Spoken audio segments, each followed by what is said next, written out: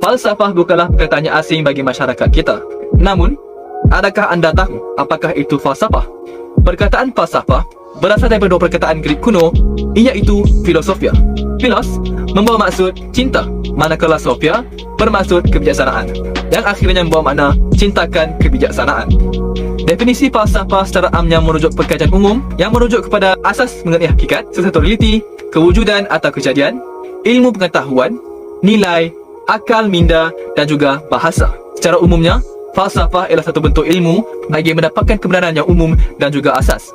Baiklah, pada hari ini kita akan bincangkan konsep insan seimbang daripada segi falsafah. Tetapi sebelum itu, marilah kita lihat konsep psikologi, sosiologi dan juga insan secara umum bagi memahami topik utama kita, iaitu konsep insan seimbang dalam kalangan pelajar berdasarkan kepada falsafah pendidikan kebangsaan. Psikologi yang berasal dari bahasa Greek yang bererti jiwa dan logos juga bererti kajian tentang sesuatu. Jadi psikologi ialah satu kajian mengenai tingkah laku manusia yang dibuat secara sistematik dan saintifik. Secara umumnya, konsep sosiologi adalah kajian mengenai masyarakat. Sosiologi juga adalah disiplin yang sangat luas yang melibatkan kajian berkaitan cara manusia berinteraksi antara satu sama lain dan cara tingkah laku manusia yang dibentuk oleh struktur sosial, kategori sosial dan institusi sosial. Konsep sosiologi ini amat berkait rapat dengan konsep Jerry yang mampu membentuk insan yang seimbang. Insan atau juga dikenali sebagai manusia adalah kewujudan yang istimewa kerana boleh berfikir dan menerima ilmu serta berkehendak. Konsep insan dalam perspektif falsafah terbahagi kepada 4 tamadun, iaitu tamadun Islam, Barat, India dan Cina. Tamadun Islam sangat mementingkan konsep ketuhanan dalam memahami konsep insan.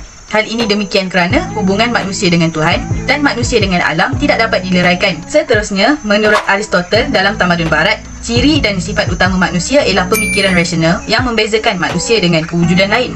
Namun begitu, pandangan ini dikritik oleh Friedrich Nietzsche kerana terlalu bersifat logosentrisme, iaitu melihat manusia berpusatkan akal fikiran rasional dan intelektual semata-mata. Tamadun India melihat manusia dari perspektif keagamaan, iaitu agama Hindu.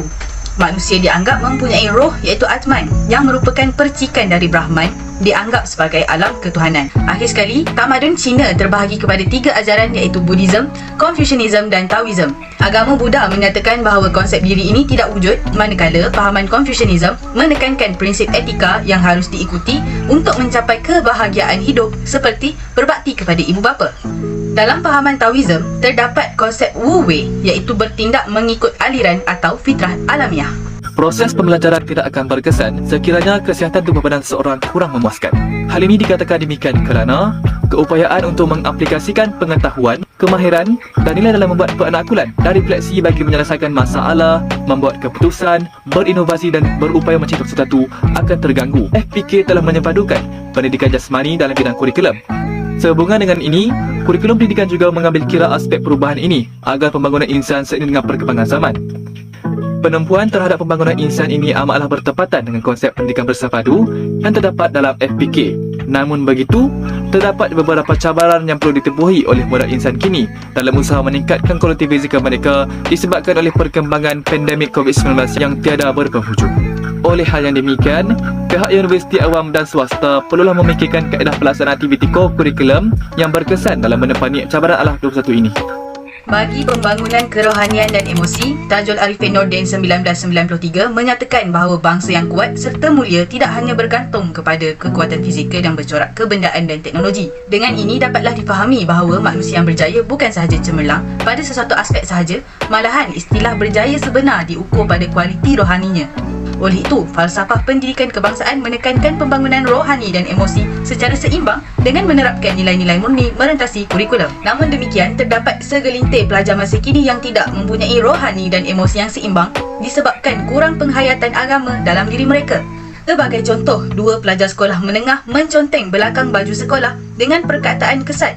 Justeru antara unsur kerohanian yang dipraktikkan dalam kurikulum pendidikan untuk pelajar ialah dengan menyedari dan menginsafi daya pencipta, menghargai dan mensyukuri pemberian pencipta serta memupuk dan membina disiplin pelajar. Seterusnya, marilah kita sama-sama menghuraikan intipati bahagian selanjutnya, iaitu intelektual. Menurut Mok Sun Sang 2004, falsafah mempersoalkan prinsip realiti, ilmu dan nilai. Bagi membangunkan intelektual dan pemikiran manusia, salah satu cabang utama falsafah iaitu epistemologi berperanan untuk membangun manusia. Kewujudan konsep ilmu ini mampu meningkatkan dan memperkembangkan minda manusia. Sistem pendidikan di Malaysia yang disusun berdasarkan kurikulum banyak berkaitan dengan teori epistemologi, iaitu teori ilmu. Sehubungan dengan ini, kurikulum di dalam rangka falsafah pendidikan kebangsaan menyusun pelbagai kaedah dan pendekatan pengajaran dan pembelajaran serta penilaian bagi menepati teori ilmu. Menurut Kamal Syafiee 2021 di Malaysia, ketika pelajar memasuki ke alam tingkatan 4, mereka boleh memilih aliran pembelajaran mereka tanpa memandang rendah terhadap sesuatu aliran seperti aliran seni yang diperkatakan tidak membawa faedah. Pelajar perlu diberi peluang memilih aliran pembelajaran di tingkatan 4 supaya perkembangan potensi sedia ada pada mereka dapat dikekalkan. Ringkasnya, pembangunan intelektual ini lebih menjurus kepada pembangunan kognitif seseorang.